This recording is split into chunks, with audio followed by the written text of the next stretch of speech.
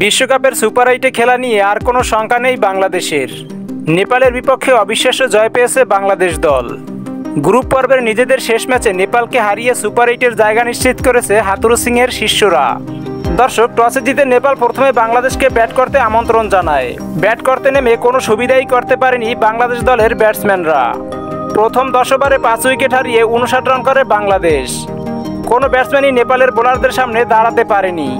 তবে সাকিব ও মাহমুদুল্লাহ কিছুটা সামনের দিকে হাঁটলেও মাহমুদুল্লাহ রান আউট হয়ে ফিরে গেলে আবারও ব্যাটিং বিপর্যয়ে পড়ে বাংলাদেশ।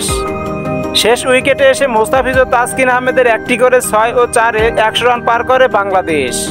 সবশেষে 19.3 ওভার খেলে সব কয়টি উইকেট হারিয়ে 106 রানের সংগ্রহ পায় বাংলাদেশ। স্বল্প রান মাত্র 107 রানের জবাবে নেপাল ব্যাট করতে নামলে শুরুতেই উইকেট হারায় নেপালও। পাওয়ার প্লেতেই বাংলাদেশি বোলার তানজিম সাকিবের দুর্দান্ত বোলিংয়ে 4 উইকেট হারায় নেপাল। তারপরও জয়ের পথেই ছিল নেপাল। তানজিম সাকিব শুরু করেছিল আর শেষটা করল মুস্তাফিজুর রহমান।